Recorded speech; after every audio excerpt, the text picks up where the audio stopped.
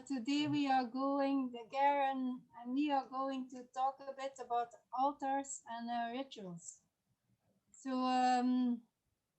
we already saw very beautiful altars in the long of this retreat, and I will try to show you some of them because someone did put them all together on a beautiful site, I think, and then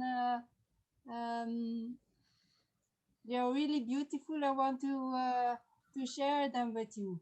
So how did it go? So when doing a ceremony, one is asked to make an altar, and then Dharmavidya gave us some instructions which I was sending out to the people who made their altars, because when you are, for example, taking refuge, you were asked or invited to make an altar and then to light a stick, to light some fire and make a stick with incense and things like that. So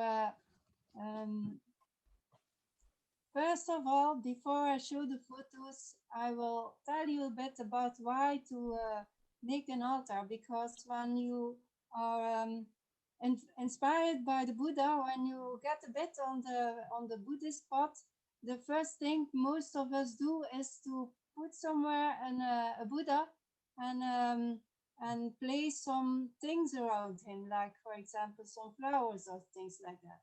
By doing this, we become engaged in the practice, and we when we have this little Buddha there, this little altar, it's a kind of nyanfu. Nyan, this means remember the Buddha. So every time we see this little altar there, this Buddha with the surrounding, then we remember the Buddha and his Dharma, or something little or something big about it. We can sit a bit there and we can relax. So this is a very good thing to do, set up a little altar. And then there is also, by doing this, it's a kind of gratitude to say, oh, thank you, Buddha. Thank you to be there. I appreciate that you are there, so I invite you into my house. And then there is also the celebration and the honoring of the Buddha, which I will tell you more about. So, but now first I try to show you, to share some photos of the people who put up altars for the taking refuge and for the those who took precepts and the bodhisattva vow. So I try to share something.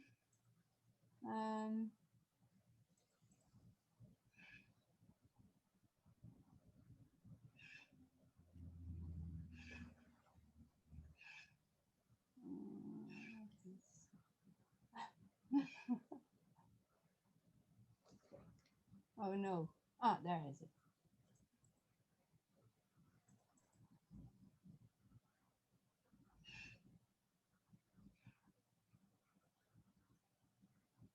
So you can see Angela's altar. So what Dharmavidya asked us, or asked, or what I asked you, was to put a Buddha or something that represents the Buddha, the three gems, Buddha, Dharma, Sangha, on an altar. And this can be a Buddha, or this can be Kuan Yin, this can be a photo of your teacher, or something else. And that's yeah. He explained this is something of the other side. So the other side is Buddha, Dharma, Sangha, and all what represents this. For example, also some beautiful flowers of the Pure Land. Go to the further. That's from Carol Curry. So beautiful photos of the Vajra, may I just ask you something? Can you show these pictures a little bit bigger? I mean, there's a way to have them a bit bigger. I can hardly see them. He's trying to open one, but it's still going. Oh, you can hardly see them. Oh. It hasn't opened yet. Is it better? No.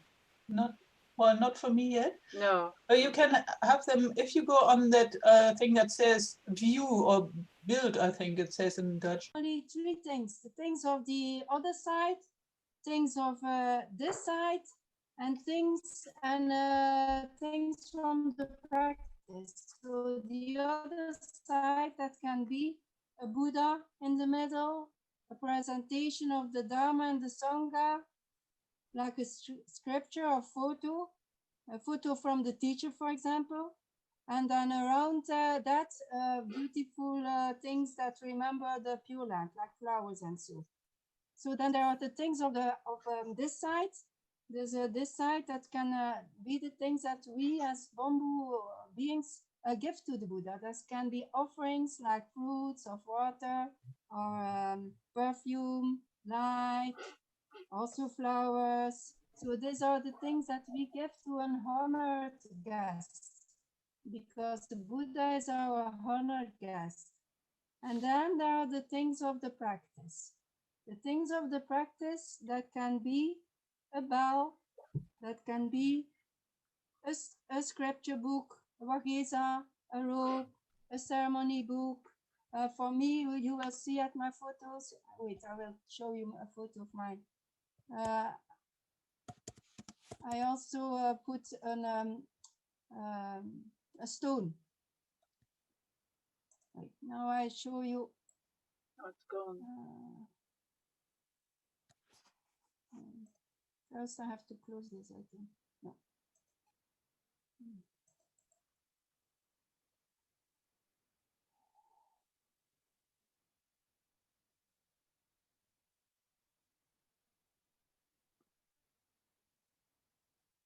Excuse me, I'm a bit confused. Here it is. You have to do it again. Can you see my photo? No, you need to go to build again. Okay. Yes, okay. I do that.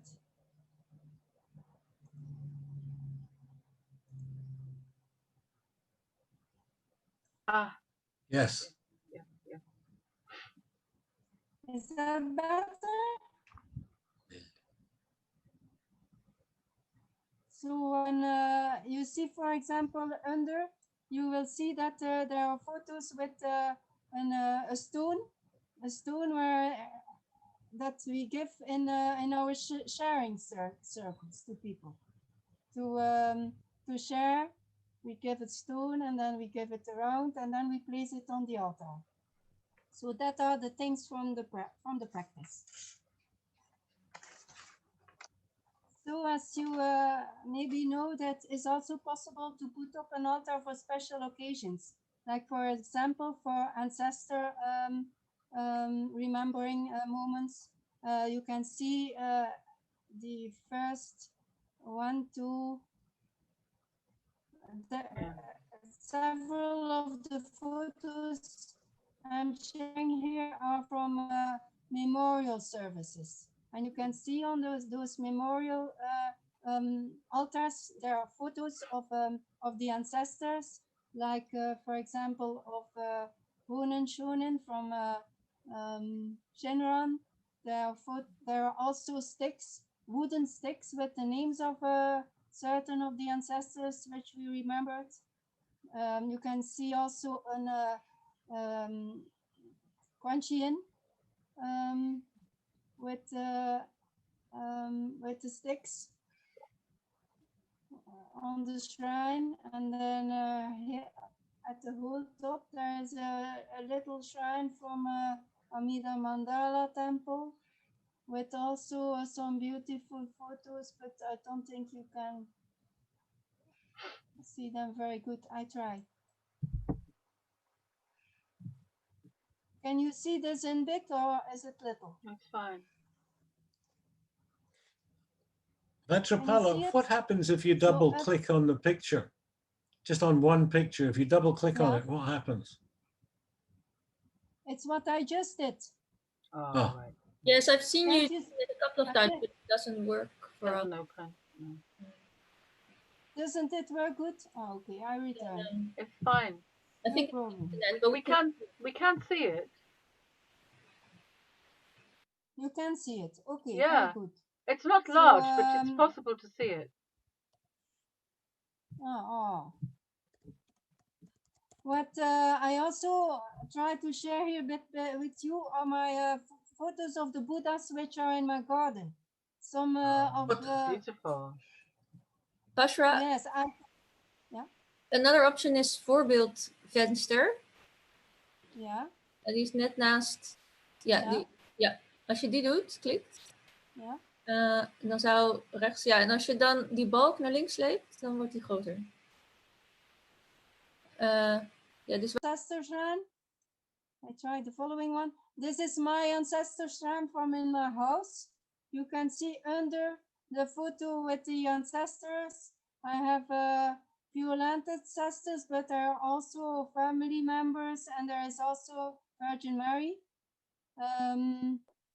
And there is Kuan Yin, of course, because yes, it's compassion, and then remembering my ancestors, being also much compassion in the mind.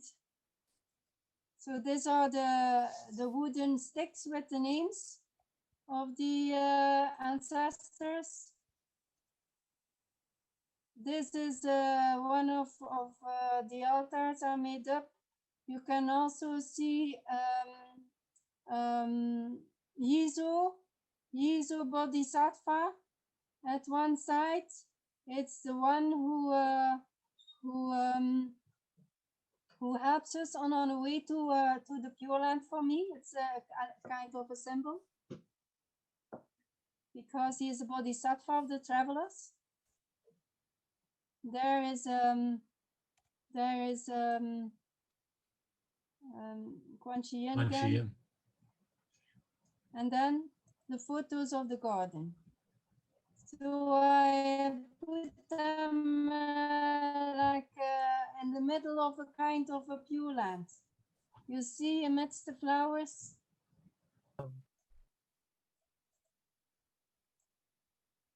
Beautiful. This is so beautiful, Vajra. Yes, it's And lovely. here you can see, yeah. Here you can also very good see the things of this side, the other side, and the things of the practice, like the Nyanfu, the bells, and the mala, and then things of this side, the fruit and the green. The photo of the teacher. You see the photo of my teacher. I will have it on my altar. And then in the west, Amida Buddha sits in the west. And this I got at the beginning of our body retreat from my friends. He gave me an Amida Buddha, and he made a very beautiful card with wishes for everybody for the retreat. Oh, that's lovely. Yeah, it's lovely.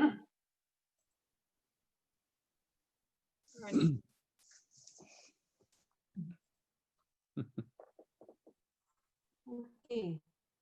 Then when we have this do daily rituals, like for example, worshipping the Buddha, we can do this by putting our hands together in Anjali and make bows. We can also chant hymns, like like we have different in our Nyan Fu book. We can praise the Buddha by also chanting hymns. We can do acts of dedication, like offerings, lighting a candle, circumambulate the Buddha,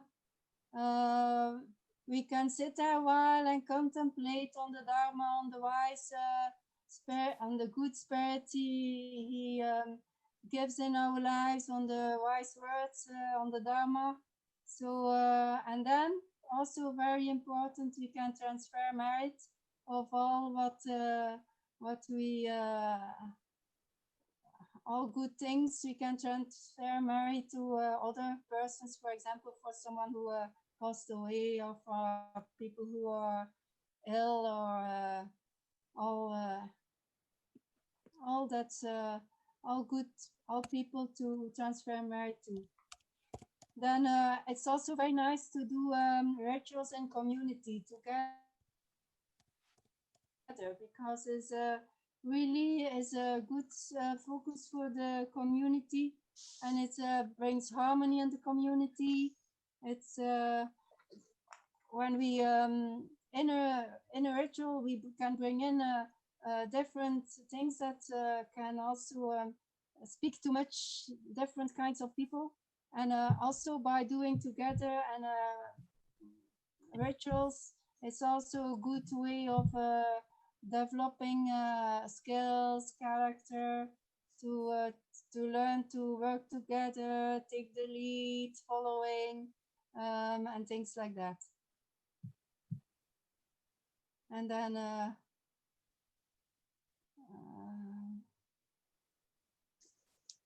there's also a possibility to do some auxiliary practice there, like as a ritual, like Naikan, Chikwan, where we offer all things, but this comes later. There will be Chikwan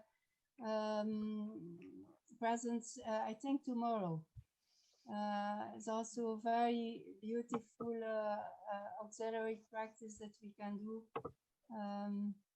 offering all things that can come up in our minds to the Buddha, because he knows better what to do with for example, different difficult emotions and difficult thoughts.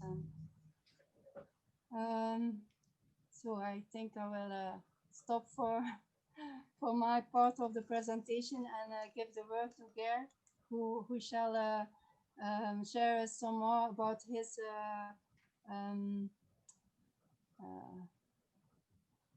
experience. Thank you. Thank you, Vajrapala. You told me last week that you didn't know what you were going to say. But I think you had lots to say, and I really enjoyed it. And I have to say that you put my altars to shame. I'm really taken by all of the altars that you've got around your house and your garden, and I really like them.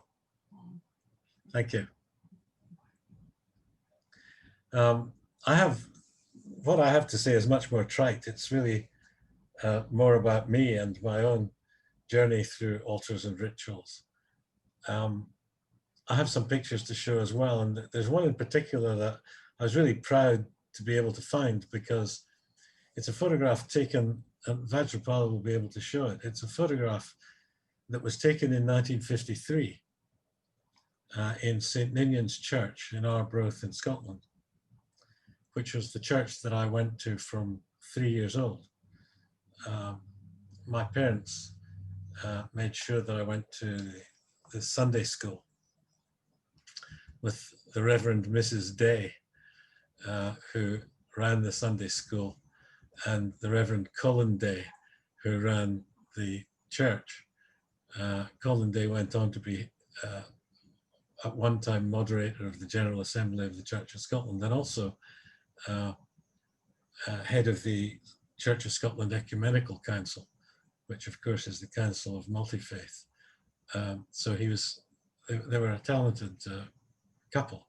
But Vajrapala, is it possible to put up the I try. picture? Yeah, it's okay, no pressure. It's coming. I had to ferret around and do Google searches and get in touch with someone who is still in Arbroath in Scotland. So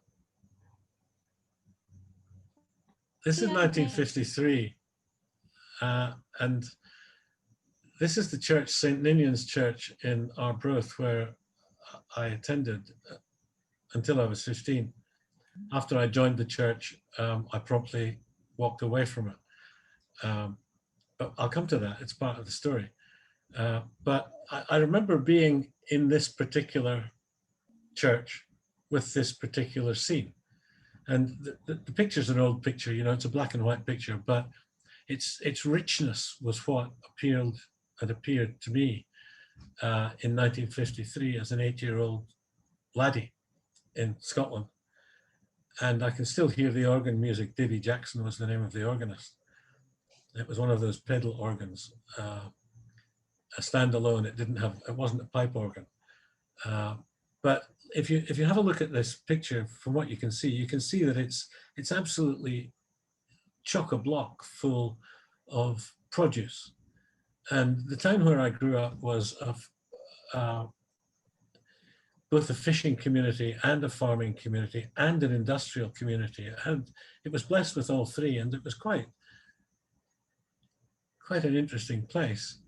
But the thing that struck me, and this is the point of showing you this picture, the thing that struck me about it, I remember thinking at the time, because there were a lot of fish, dead fish, I remember it struck me at the time that this was more than just being thankful for a harvest, but something stirred in me about fish being killed. And I remember in particular, there was a lot of suffering in that church because it was not long after the Second World War. And there was on one of the pillars, there were pillars down the aisles, holding up the roof, of course. And there were slogans, religious slogans on those pillars. And one of them was, I've forgotten what it was called now. Greater love hath no man than that he lay down his life for a friend. And I remember being particularly struck by that and wondering what it really meant, because did that mean that I had to die in order to show my love? And of course it was just after the Second World War, and there was, you know, all kinds of subliminal messages in that poster, but it struck me at the time as being a really important thing for me to remember, to get to the bottom of that and what it really meant, and to get to the bottom of suffering as I saw on the altar in the Harvest Thanksgiving. Because on the one hand, it was a time of joyous thanksgiving for the people who benefited from the gifts that were displayed on the altar in the church. And on the other hand, and I came to understand what it really meant later when I was introduced to a different way of viewing food, which saw food itself as a manifestation of lots of different kinds of suffering. And so that was a really important kind of first step to going somewhere else, if you like. If I begin to ramble, just tell me, Gayra, stick to the point. The point of all of that was that it was my really first introduction to altars and rituals, and I was struck with a real curiosity about what it really all meant and what the meaning of Christianity was anyhow. And, you know, what did Jesus have for his breakfast? I didn't really know. Although there was, you know, the loaves and the fishes, which I was quite familiar with even when I was 5 years old. And I knew that Jesus was the fisher of men, and I knew that I came from a fishing community and I saw the dead fish, but I couldn't really quite fathom what the deeper meanings of all of that really were. I mean, I was only 8, you know, and I couldn't quite fathom it, but it struck me as something that I really needed to find out about. And so that church then took on a different minister, and the new minister was a guy called Ian MacLeod. And, you know, the Reverend Ian MacLeod couldn't be anything other than Scottish, could he? And I had a kind of an interesting experience with Ian because on the one hand, I felt there was something in the church that I really wanted to know about. And on the other hand, I felt that Ian wasn't really the person to unravel the mystery for me. And I remember once when I was about 18, Ian came to our house because it was customary for the minister to trot around, particularly as communion was coming up. Communion wasn't something in the Church of Scotland that you had every week, like the Catholic Church. It was something that you only had a couple of times a year for really special occasions. And so communion was a real ritual and a special occasion. And I still couldn't really understand what that meant, because I really didn't get the idea, the ritualistic idea of drinking the blood of Christ. I couldn't get that.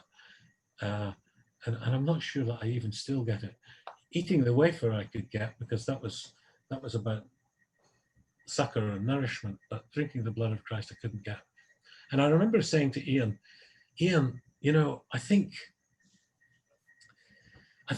when he came to the house and sipping a glass of sherry, which he always got from my parents, and I remember saying to him, Ian, I think ministers, you know, really ought to be poets.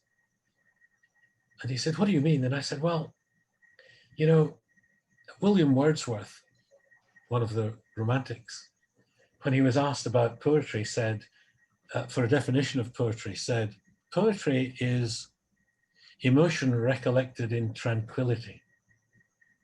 And I said, don't you think, Ian, that ministers should be the people who recollect emotion in tranquility? And the more I thought about that, the more I thought, what a genius thing I'd said, you know, because isn't it really about having faith in a tranquility, faith in a peace, and faith in a continuity throughout all of the times of stress and hardship and distress and suffering, because it struck me at that time that was the job of the minister. But Ian wasn't having anything to do with it. He didn't think that was a good idea at all. So shortly thereafter, I think I parted company with the church. But, you know, I did consider becoming a minister, and then it struck me that if I was a minister, I wouldn't really know what to say. So I probably thought that was a bad idea and decided not to do it, because what use is a minister if you've got nothing to say? I think I probably would have found something to say, but in any case, that was my decision at the time. So, Vajrapala, I've lost my place. What are we doing now? I'm going to talk about. Going to talk about my little altar. Would it be okay, Vajrapala, to put that up?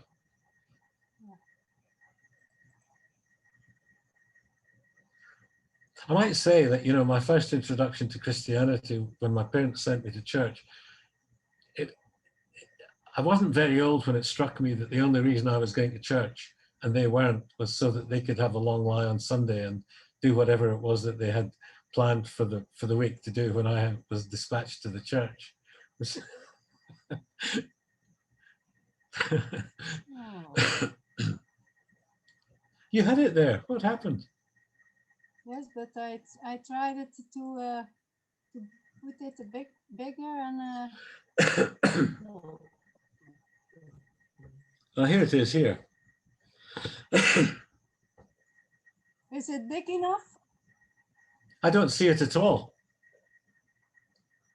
You don't see it at all. No. Neither does anyone else. No. But we saw it just before. We did. Is Maybe this if you not- go back to start at the beginning, go back to, that's it. That's perfect. That's perfect. That's perfect. So this is my little altar. And I don't have to describe everything because it's kind of self-explanatory, really. But the one thing that might not be self-explanatory is the globe. It's something that's been kicking around since my son was very young. I don't know why I bought him such a little globe.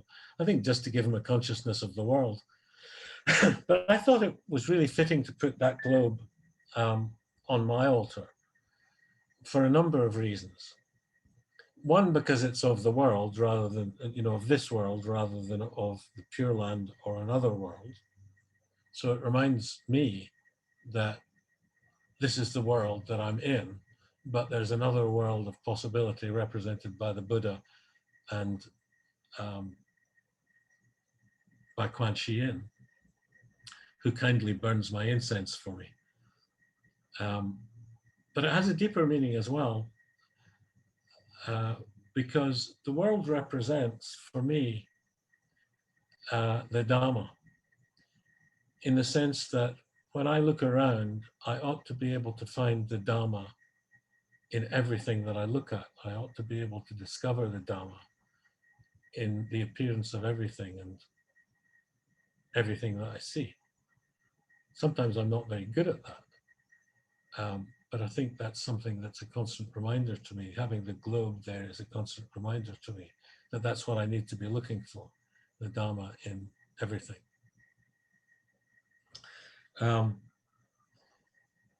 Everything else, I think, is self-explanatory. Could we look at the garden Buddha now, please, Vajrapala?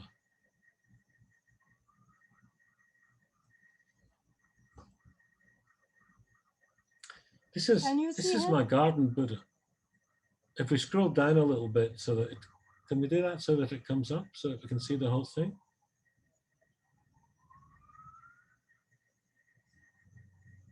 I'm just at the.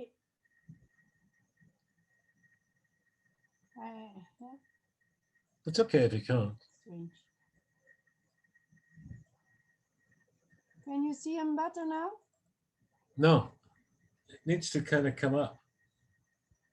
Or even make this one smaller.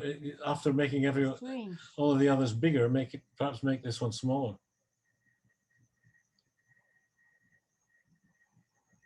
Well, I can talk to it anyhow. Oh. I discovered this Buddha in a garden center in a town called Toowoomba in Queensland, about 1996. And without knowing why, I was compelled to buy it. And so I bought this Buddha and I brought it home and I made a peace garden at the side of my house, which isn't the house that I'm in now. And my wife at that time thought I was nuts. She thought I was mad. What do you want that for? And I said, well, because I want to make a peace garden. I was doing a lot of work as a kind of a peace ambassador at that time and running peace programs in schools and communities all over Australia. And I explained to her that I really wanted it to be a peace garden, to bring peace. And she didn't think much of the idea. And actually it didn't work anyhow because we split up about a year after that. So it didn't really bring harmony to our relationship, but I can't blame the Buddha for that. So this Buddha has accompanied me through 5 different moves of houses, and we're kind of permanently settled now in this particular house. And the Buddha is more than a Buddha to me. I mean, if that makes sense, how can it be more than a Buddha? In the sense that it's a mate of mine. This statue is a mate of mine. And every time I come home, I think, yeah, this is the right place to be. Thank you for looking after me. And Fleur has seen this Buddha, actually. Haven't you, Fleur? Sitting in my driveway. And it's a really nice place to have it because the significance of it for me is that the Buddha is somehow keeping the house safe. I mean, it's not like, the Buddha isn't like a guard dog, that's not what I mean. But there's a peacefulness about the Buddha statue that really appeals to me. And every time I drive into my driveway, there's the Buddha just serenely sitting there saying, welcome home, get your shoes off and sit quietly for a minute. And something really interesting about the Buddha too is that my cat very often sleeps at the Buddha's feet. So the cat feels the influence of the Buddha as well.